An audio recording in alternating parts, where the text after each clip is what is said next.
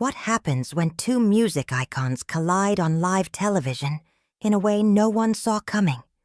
When a casual interview suddenly tears the lid off years of buried secrets and personal betrayals?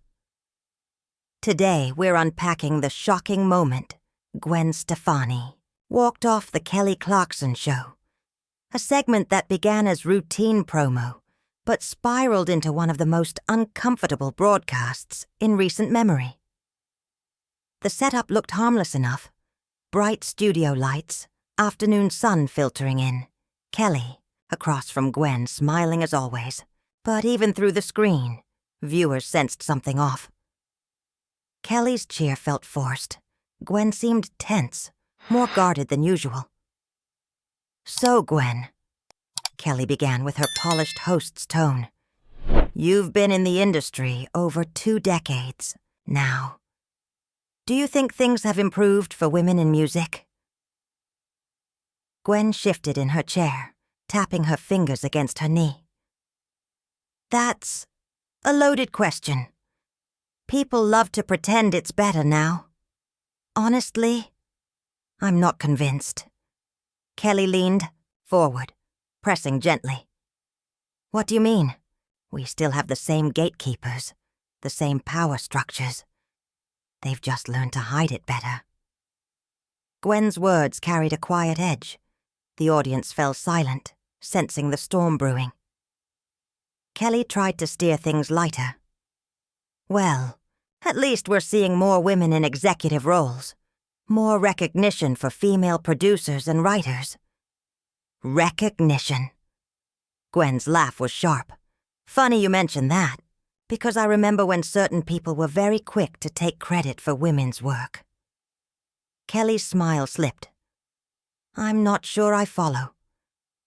"Oh, you do." Gwen's gaze locked onto her. "Break away." The air in the studio froze. Even the cameraman hesitated. Kelly's face drained of color. "Gwen, I don't know what you're implying." "I'm not implying." Gwen cut in, voice steady but laced with steel. "I'm saying it. Women wrote half the songs on that album and never saw their names on the credits. Demo vocals disappeared like they never existed." Kelly gripped her chair. "That's absurd. Everyone was credited properly. I would never. Gwen's voice rose, though her composure held. "Never let your team bury truths when they didn't fit your story.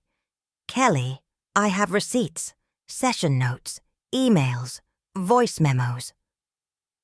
The studio air turned heavy. Kelly's polished veneer faltered. "Maybe there's some misunderstanding. Perhaps we should cut to a commercial." "No," Gwen snapped. "You asked about women in the industry. This is the reality, the erasure, the rewriting of history to flatter the powerful. My entire career has been built on integrity." Kelly fired back, voice tightening. "Integrity?"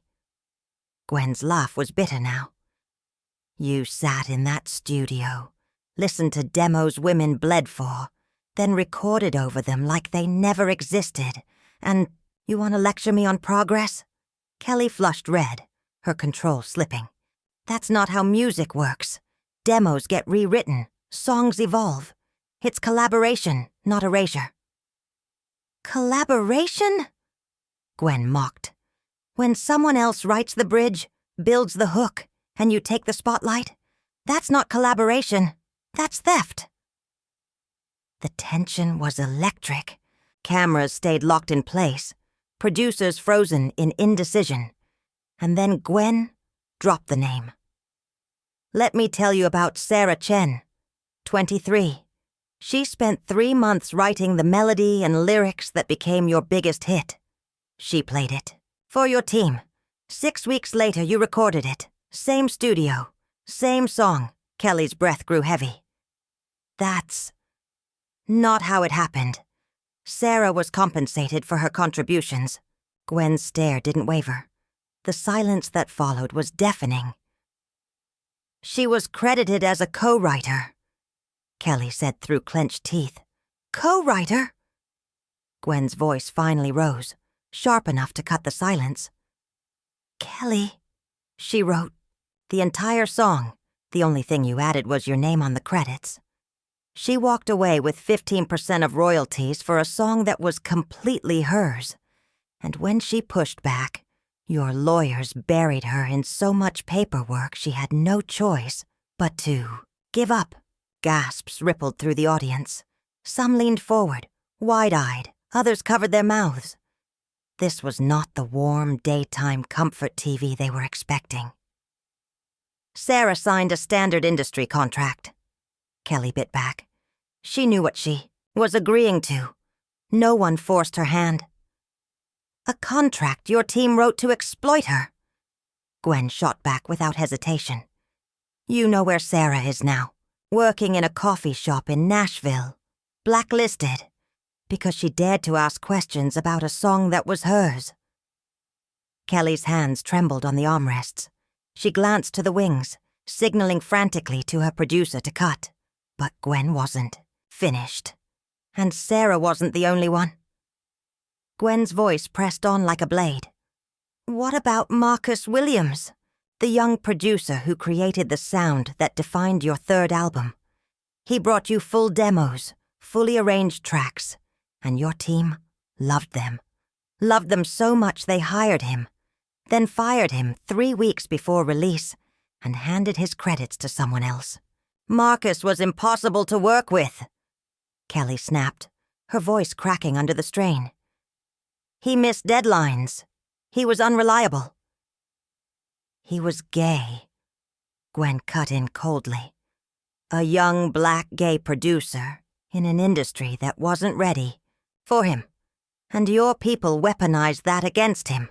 They smeared his reputation so you could take his work. You destroyed him. The accusation hung in the air like smoke from an explosion. That's a lie, Kelly whispered, her face drained of color. It's not a lie, Gwen said, her voice low, devastating. Marcus told me himself, right before he left music, for good. He thought your team would protect him, give him the credit he earned. Instead, they used him up and tossed him aside. Kelly was on her feet now, pacing, her composure gone. This is insane.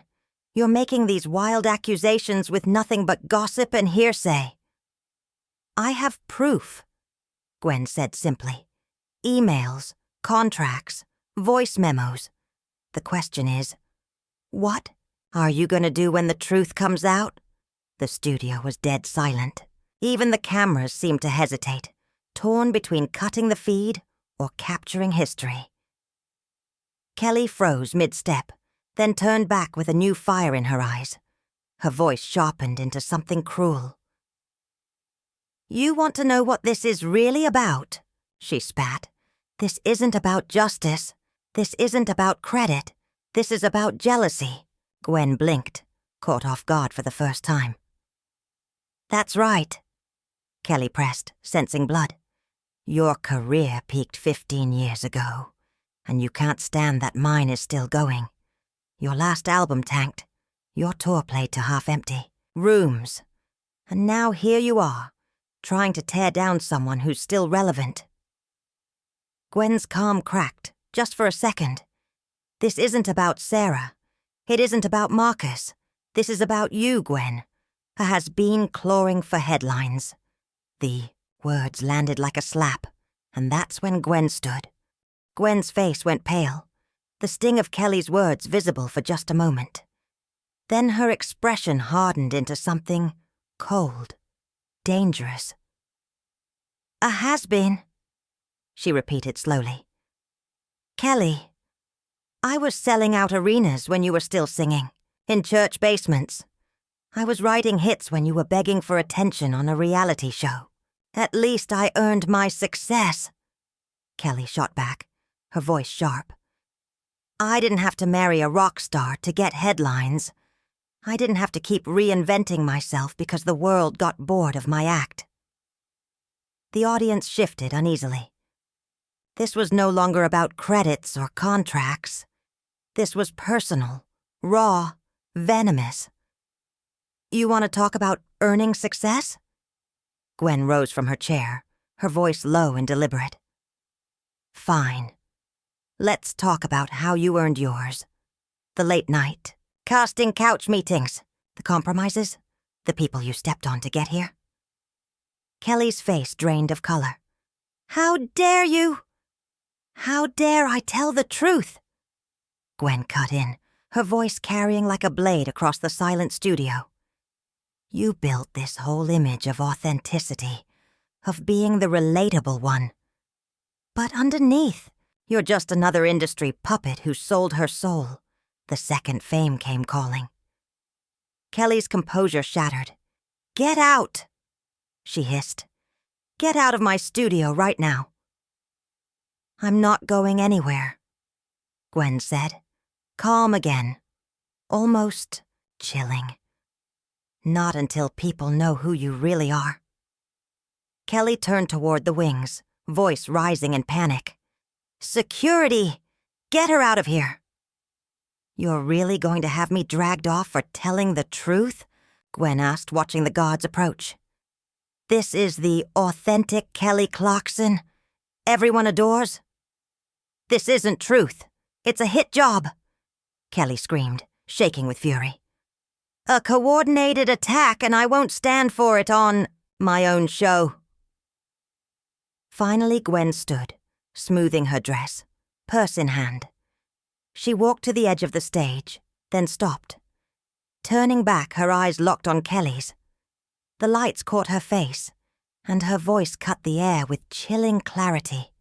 You want to know the saddest part, Kelly? I actually respected you. I thought you were different.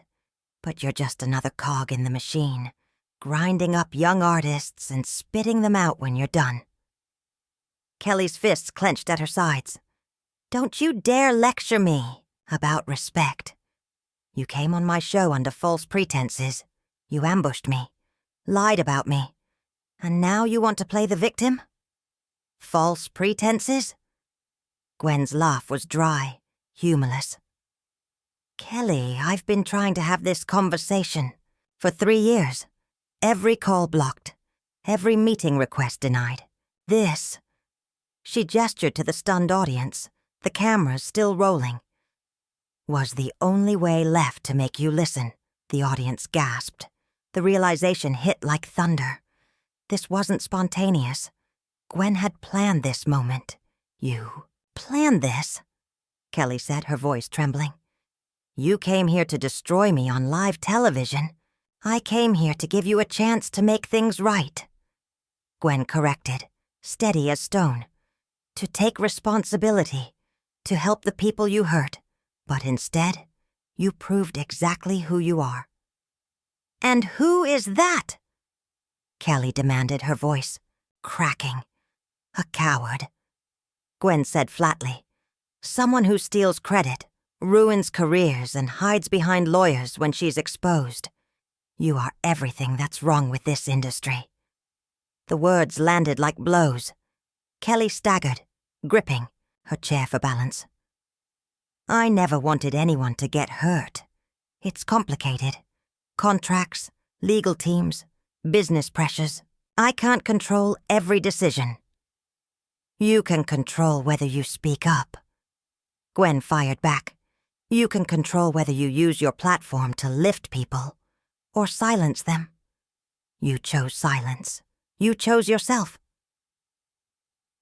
Kelly's eyes brimmed with tears, her voice breaking. You don't understand the pressure, the expectations, the livelihoods depending on me. I have hundreds of employees. I have a family. Sarah Chen had bills to pay too. Gwen cut in, her tone icy. She had student loans, rent, dreams. And you let her get crushed so your image would stay clean. The studio was silent, the audience frozen. Gwen slung her purse over her shoulder, gave Kelly one last look, and then, without another word, turned and walked off stage. The cameras followed her exit, capturing every step of television history. But your responsibilities apparently mattered more than hers. The mention of Sarah's name cracked something deep inside Kelly. She buried her face in her hands, shoulders trembling. "I tried," she whispered through her sobs. "I tried to help her, but the legal team, they said it was too complicated, that doing it once would set a precedent." Gwen's voice was steady, cutting through Kelly's excuses like glass. "A precedent for what? Treating people fairly? Giving credit where it's due? God forbid this industry set that kind of precedent." Kelly lifted her head, mascara streaked across her cheeks. "What do you want from me, Gwen? What do you expect me to do?" "I want the truth," Gwen fired back. "I want you to say her name, to say Marcus's name, to acknowledge all the people you've stepped over, and then I want you to make it right." "I can't," Kelly breathed, almost inaudible. "You know I can't. The legal implications. It would destroy everything I've built. Then you've made your choice," Gwen said, turning for the exit. "Your career over your conscience, your image over your integrity. I hope it was worth it." The click of her heels echoed across the silent studio as she strode toward. "The wings! Wait!" The word ripped from Kelly's throat, raw and desperate. "Please! Just wait!" Gwen stopped, her back still to Kelly. "If I try to make this right, if I reach out, if I fight for them, will you help me? Will you work with me instead of against me?" For a long, heavy moment, Gwen didn't move. Then slowly, she turned. Her face revealed nothing. "Kelly," she said evenly, "I've been trying to work with you for 3 years. Emails, calls, friends. Your team blocked me at every turn. Why should I believe this time is different?" "Because now it's public," Kelly said, motioning to the cameras. "Because now I can't pretend it's not happening. Because now I have to face the consequences." Gwen studied her, searching for sincerity.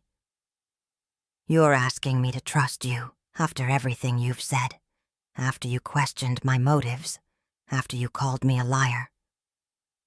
I'm asking you to give me a chance to prove I'm not the person you think I am," Kelly replied. "Help me. Help me be better." The room was frozen, the audience holding its breath as all eyes fell on Gwen. Finally, she spoke.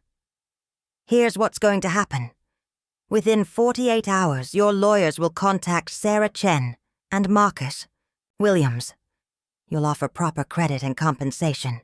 You'll issue public apologies. And you'll establish a fund to protect artists from being exploited again." Kelly nodded furiously. "Yes. Okay. I can do that. I will do that." "And if you don't," Gwen warned, her voice lowering, "if this turns out to be another publicity stunt, I will make sure the world knows exactly what you are. I have the receipts, Kelly. I have the evidence, and I won't hesitate to use it." Kelly's voice broke. "I understand. I won't let you down." For another long moment, Gwen held her eyes. Then, with the faintest nod, she turned and walked off stage, leaving Kelly standing alone, trembling under the stage lights. The cameras kept rolling as the stunned studio audience sat in silence. Tears streamed down Kelly's face, the weight of her choices pressing down on her at last. This wasn't just the end of an interview. It was the beginning of a reckoning, one that could reshape how the music industry treated its most vulnerable voices, and it all began with one woman refusing to stay silent. So, what do you think? Was Gwen right to confront Kelly in front of the world?